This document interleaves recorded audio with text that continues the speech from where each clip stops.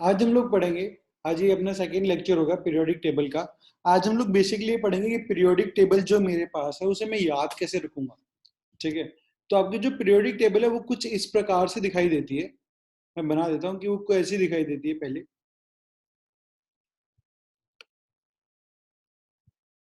यहाँ पर है आपके पास इस तरह से है। ठीक है, फिर कुछ एलिमेंट्स यहाँ बीच से स्टार्ट हो रहे होंगे आपके पास।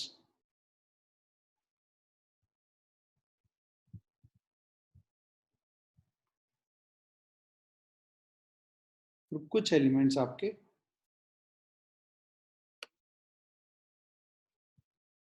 यहाँ पर होंगे। एक लास्ट लाइन होगी आपकी यहाँ पर इस तरीके से, जो कि थोड़ा ऊपर से स्टार्ट हो रही होगी। ठीक है, और दो लाइन मेरी यहाँ पर भी नीचे भी होंगी। ठीक है, तो आपके पास जो पीरियोडिक टेबल है वो कुछ इस प्रकार से दिखाई दे रही है आपको। ठीक है, yes. अब देखो, हाँ, जैसे आपको डाउट आएगा ना कहीं पे मेरे से पूछते जाना। तो यहाँ पर आप लोगों को दो रो दिखाई दे रही होंगी, एक पहले पूरी ऊपर से लेके नीचे तक मेरे पास है। ठीक है, तो मेरे पास क्या है, दो रोज है यहाँ पर। फर्स्ट रो होगा और उसके बगल में एक दो रो होंगी, इस तरह से दो रो ऊपर से नीचे तक बनी हुई होंगी। इसे हम बोलते हैं एस ब्लॉक। इसे हम बोलते हैं एस ब्लॉक। जो बीच में यहाँ से लेके यहाँ तक है, 10 काउंट्स होंगे यहाँ पर, आप काउंट करके देखना। या 1 2 है यहाँ पर आपके पास, 3 4 5 6 7 8 9 10 11 12 तक काउंट यहाँ पर होंगे आपके पास। 1 2 3 4 5 6 7 8 9 10 10 काउंट्स आपके यहाँ पर होंगे। यहाँ पर आपके पास होगा 13 14 15 16 17 और यहाँ लास्ट में होगा आपके पास 18। ठीक है, तो अब देखो ये जो आपके पास यहाँ पर था फर्स्ट और सेकंड, इसको बोलते हैं हम लोग एस ब्लॉक, जिसमें आपके पास ये दो रोज आ रही होती हैं। 33 से लेके 12 तक इसे बोलते हैं हम लोग डी ब्लॉक। इसे हम लोग क्या बोलते हैं, डी ब्लॉक। ठीक है, और मेरे पास 13 से 18 तक, 13 से लेकर 18 तक इसको पूरे का बोलते हैं हम लोग पी ब्लॉक। और जो ये नीचे प्रेजेंट है इसको बोलते हैं हम लोग एफ ब्लॉक। इसको हम लोग क्या बोलते हैं, एफ ब्लॉक बोलते हैं। ठीक है, तो हम लोग याद कैसे करेंगे इसको। सबसे पहले हम लोग बात करेंगे यहाँ पर एस ब्लॉक को याद करने का, मैं आपको तरीका बताऊंगा। फिर मैं आपको तरीका बताऊंगा डी ब्लॉक का या फिर पी ब्लॉक का। ये तीन आज हम लोग याद कर लेंगे। और जो आपका एफ ब्लॉक का है, अगर टाइम आज बचा है तो हम लोग एफ ब्लॉक का मैं तरीका आपको लिखवा दूंगा, नहीं तो हम नेक्स्ट क्लास में पहले एफ ब्लॉक का लिखेंगे फिर आगे की बातें करेंगे। ठीक है, तो एफ ब्लॉक के अंदर मेरे पास आप देखना, जो आपके पास पीरियोडिक टेबल है यहां से हम लोग स्टार्ट करने वाले। एफ ब्लॉक में जो आपकी फर्स्ट लाइन है, देखो अब मैं उसे लिख रहा हूं और आपको देखते जाना कि मैं वो क्या लिख रहा हूं। सबसे पहले हम लोग याद कर रहे हैं एस ब्लॉक को। ठीक है, एस ब्लॉक को याद करने का तरीका मेरे पास क्या है, उसे मैं लिखता हूं, है ली ना की रब से फरियाद। ठीक है, यहाँ एलिमेंट्स है जैसे hydrogen, lithium, sodium, potassium, rubidium, caesium, फ्रेंचियम, ये सब एलिमेंट्स के हैं। तो आपको इनका इनिशियल वर्ड से लेके एक पोएम बनाई हुई है जो आपको याद रखनी है, ताकि आप फटाफट इनको याद रख सकते हो। इसके लिए हम लोग बोलते हैं हे ली ना की रब से फरियाद।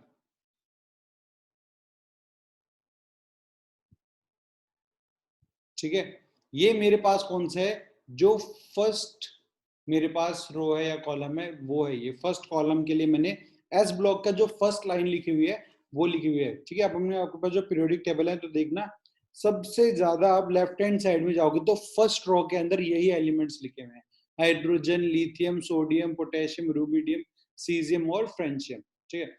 अब लिथियम के आगे से स्टार्ट है अगली वाली रो, जो कि मेरे पास है बेटा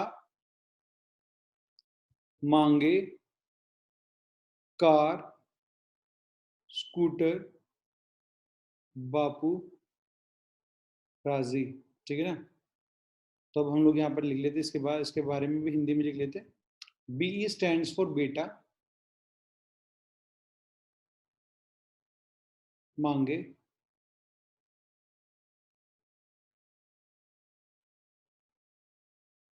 सी ए स्टैंड्स फॉर कार, या फिर कन्या भी बोल सकते हो। ठीक है ना। बेटा मांगे कन्या सुंदर, अगर आपने कन्या लिखा तो यहाँ पर आना है सुंदर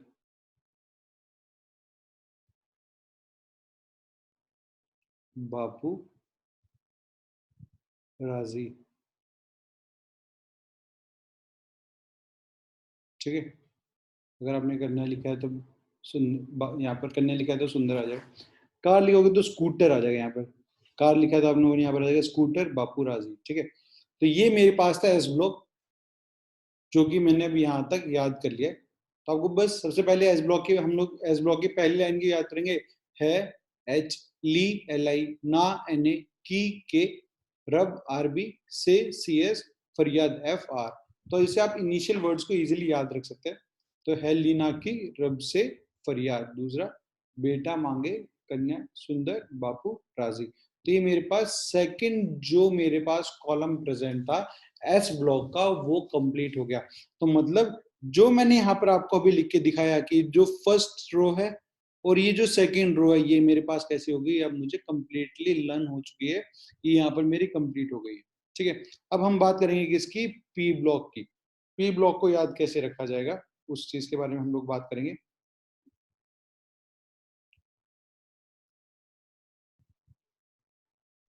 अब हम लोग याद करेंगे पी ब्लॉक को।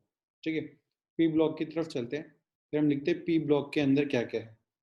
हम लिखेंगे पी ब्लॉक मेरे पास कैसा है।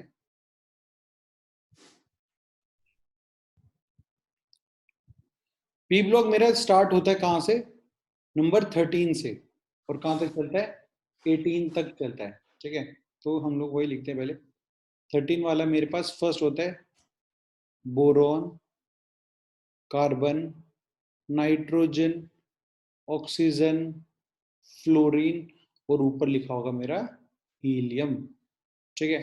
ये सब इनके स्टार्टिंग लेटर्स है। फिर हम लोग इसके अंदर नीचे लिखते हैं बी वाली। अब जो ये पहला है ये बोरोन है, ये मेरा कैसा है कार्बन है, ये मेरा नाइट्रोजन है, ये मेरा ऑक्सीजन है, और ये मेरा फ्लोरीन है, और ये मेरा हीलियम है। तो ये बोरॉन है। बोरॉन के नीचे जो पूरी लाइन लगी है इसको बोलते हैं हम बोरॉन फैमिली। तो हम सबसे पहले बोरॉन फैमिली लिखने जा रहे हैं। तो बी स्टैंड्स फॉर बैंगन आलू गाजर इन थैला। ठीक है ना। ये मेरे पास अगर हम लोग इसकी स्टोरी लिखें, हिंदी में लिख लेते हैं यहाँ पर, बैंगन आलू गाजर इन थैला। ठीक है। दूसरी रो की बात करते हैं। अब हम कार्बन इसका फर्स्ट है, अब कार्बन फैमिली में चलते हैं ऊपर से नीचे की तरफ में। ये बी से था तो इसे हम बोलते हैं बोरोन फैमिली। ये कार्बन है तो कार्बन फैमिली है। ये मेरे पास 13 वे ग्रुप पर है। 14 15 16 17 और ये लास्ट मेरा 18, जिसे मैं जीरो ग्रुप भी बोलता हूँ। ठीक है। अब देखो कार्बन को बोलते का शी गए शंकर प्रभु। ठीक है ना। सी स्टैंड्स फॉर का शी गए शंकर प्रभु। ठीक है ना। शंकर प्रभु कहाँ मिलते हैं, काशी में मिलते हैं, इसलिए हम लिखते हैं काशी गए शंकर प्रभु। ठीक है। अब हम बात करते हैं आगे। 15 वाला है मेरे पास nitrogen family.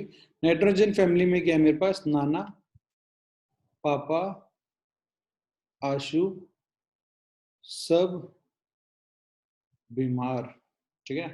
This is nana, P for papa, A S for Ashu, S B for सब,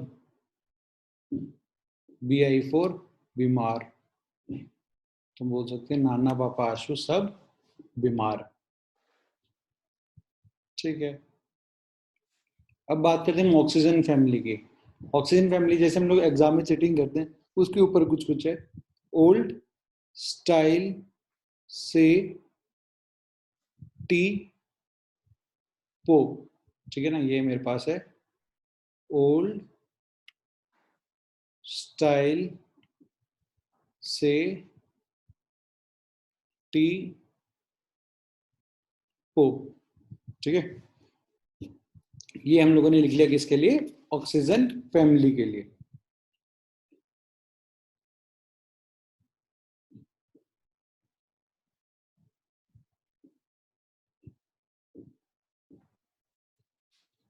लिख लिया आपने?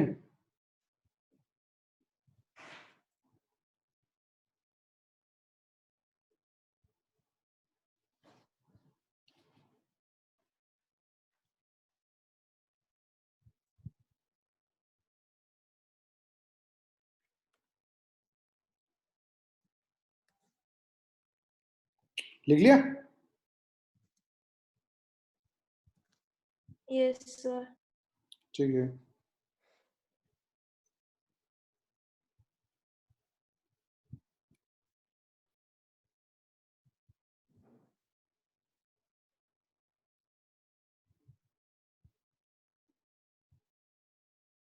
ठीक है।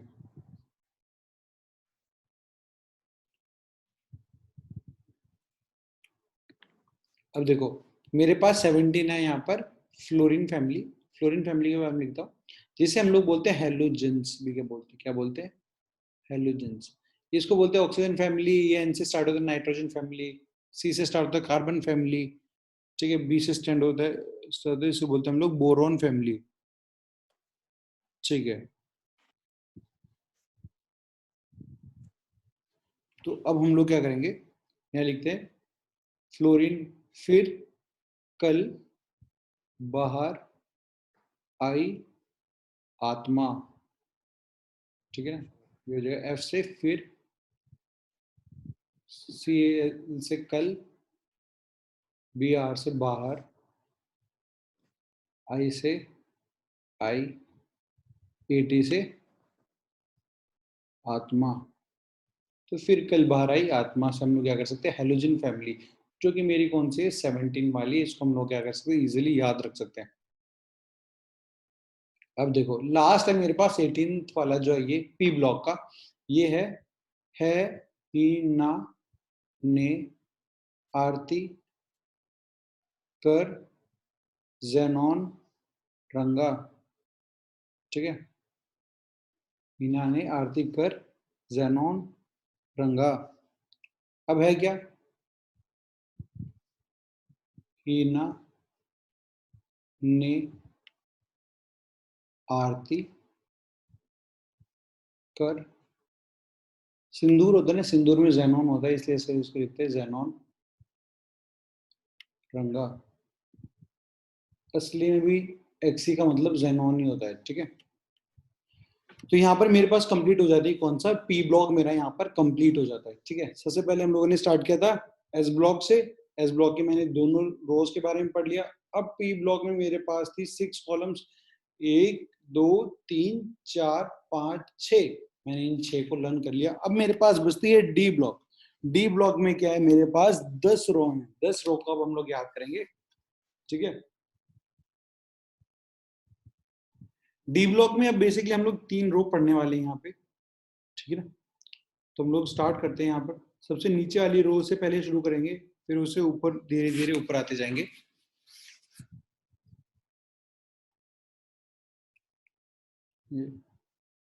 ला हफ ता वरना रे उधर इधर पिटाई और होगी। ठीक है, पहले जमाने में क्या कहते थे, हफ्ता लेते थे जो गुंडे होते थे ना, वो कह रहे हैं ला हफ्ता,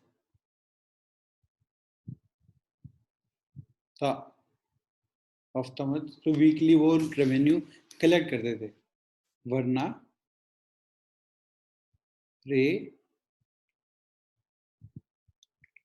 उधर इधर पिटाई और होगी। और जो हफ्ता नहीं देता था उसे क्या करते थे लोग, पिटाई करते थे। उससे ऊपर वाली जो लाइन में आते हम लोग, यारी जरा निभाना, मौत तक रुकावट राह पड़े, आग में कूद जाना। ठीक है, ये है मेरे पास। वाई ए स्टैंड्स फॉर यारी जरा निभाना,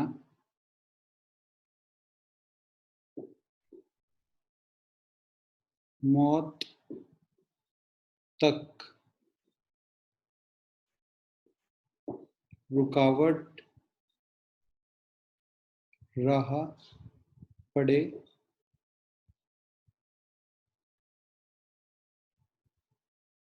आग में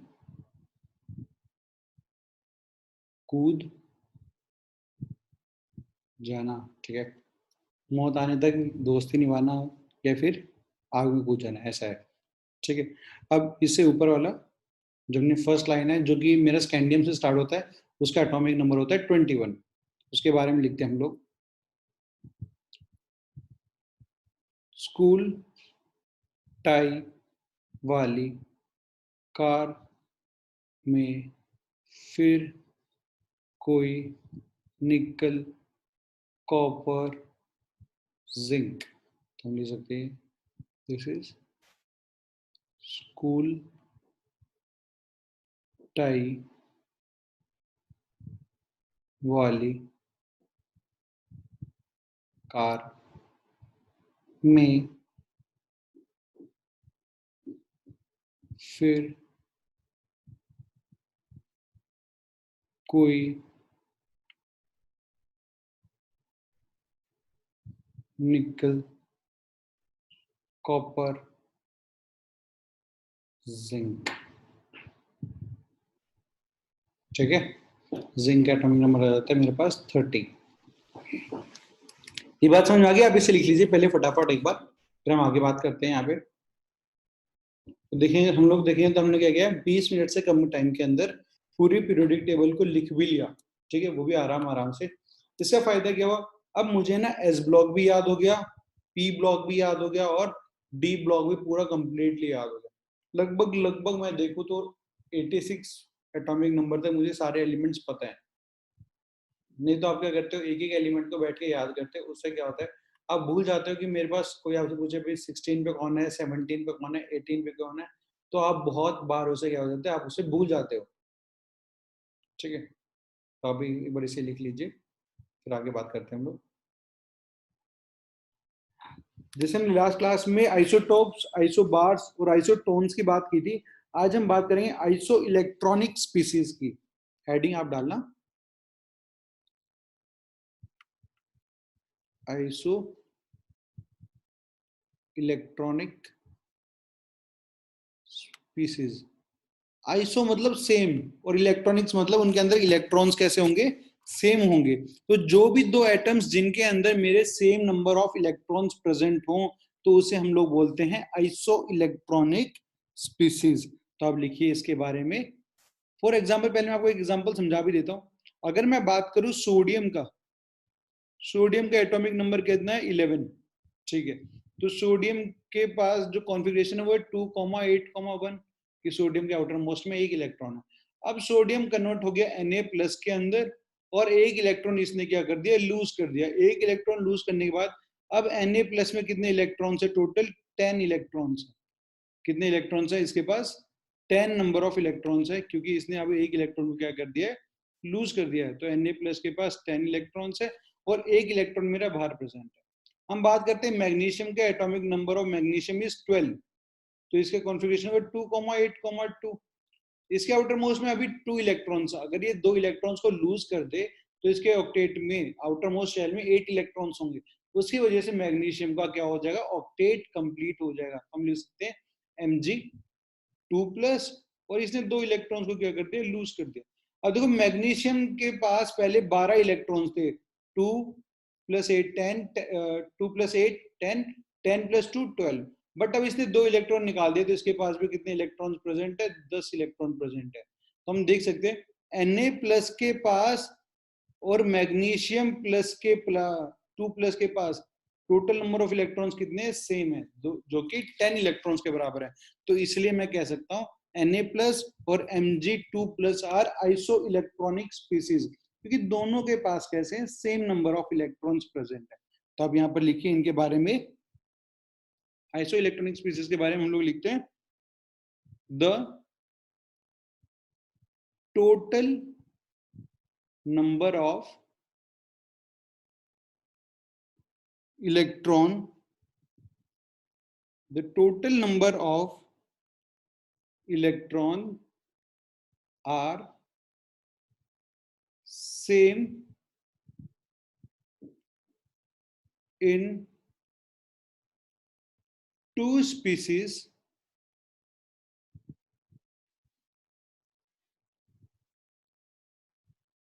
are known as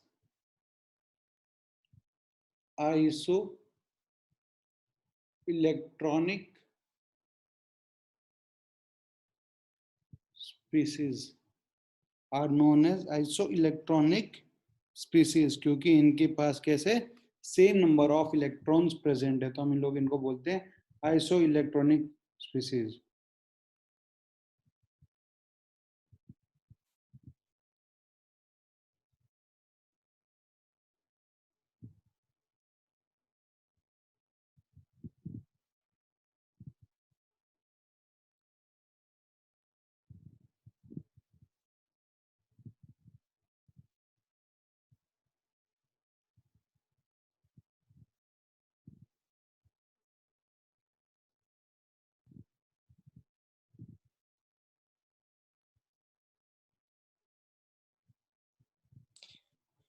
सर सिर्फ 2 ही स्पीशीज हो सकती है जिनके total number of electron same हो? एल्यूमिनियम भी तो अपने 3 दे सकता है। बिल्कुल दे सकते हैं। तो एल्यूमिनियम का एटॉमिक नंबर कितना है? 13 है। 2,8,3 कॉन्फ़िगरेशन है, तो एल्यूमिनियम अगर कन्वर्ट हो जाएगा एल्यूमिनियम 3+ के अंदर और 3 इलेक्ट्रॉन्स लूज कर देगा। तो अब इसके पास भी कितने? 10 इलेक्ट्रॉन्स हैं। तो ये भी क्या है? इसके साथ आइसो इलेक्ट्रॉनिक स्पीसीज है। बात करते हैं हम लोग नियॉन की। नियॉन का तो एटॉमिक नंबर ही 10 है, तो इसके पास भी कितने इलेक्ट्रॉन्स प्रेजेंट होंगे? 10 इलेक्ट्रॉन्स प्रेजेंट होंगे। तो ये भी इनके साथ क्या है? आइसो इलेक्ट्रॉनिक स्पीसीज है। हम बात करते हैं फ्लोराइड की। फ्लोरीन जो है मेरे पास, उसका एटॉमिक नंबर होता है 9। तो हम उसकी कॉन्फ़िगरेशन लिखते हैं 2,7। अगर फ्लोरीन एक इलेक्ट्रॉन गेन कर ले तो इसके आउटर मोस्ट में कितने इलेक्ट्रॉन हो जाएंगे? 8 इलेक्ट्रॉन्स हो जाएंगे। तो ये कन्वर्ट हो जाता है F- के पास। और इसके पास कितने इलेक्ट्रॉन हो गए? पहले टोटल 9 थे, अब एक इलेक्ट्रॉन और आ गया, तो टोटल नंबर ऑफ इलेक्ट्रॉन्स कितने हो गए? 10। तो मेरे पास F- के पास भी कितने इलेक्ट्रॉन्स आ गए हैं? 10 इलेक्ट्रॉन्स आ गए। ठीक है, इसीलिए सारे क्या हो गए मेरे पास? Iso electronic species. बहुत सारे हो सकते हैं, किसी ने ऐसा जरूरी नहीं है कि 2 ही हो। ठीक है, ठीक। हाँ चलो। तो अब आप, हम लोग इसे आगे बढ़ते हैं। आइसो इलेक्ट्रॉनिक स्पीसीज के बाद जो अपना नेक्स्ट टॉपिक है वो है आइसो डाइफर्स के बारे में हम बात करेंगे। तो हम लोग, आप लिखिए हेडिंग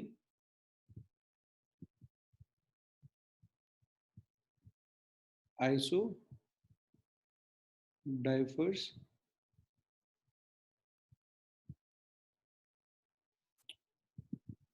इसके मतलब क्या होता है? एटम्स हैविंग सेम वैल्यू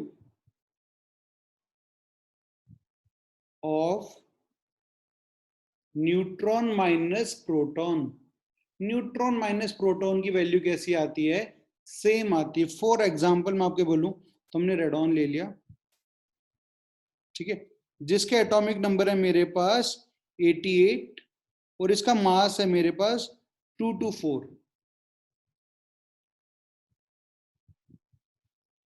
ठीक है। दूसरा मैंने लिया आपके पास थोरियम ले लिया TH, जिसका एटॉमिक नंबर है 90 और इसका मास है 228, ठीक है। तो मुझे पता है नीचे वाला तो मेरी वैल्यू क्या होती है, Z होता है। Z होता है मेरे पास क्या, नंबर ऑफ प्रोटॉन्स के बराबर होता है, ठीक है। नंबर ऑफ प्रोटॉन्स कितने होंगे इस कंपाउंड के अंदर, 88 होंगे। ऊपर वैल्यू मेरे पास क्या है, ए है मेरे पास number of proton plus number of neutron,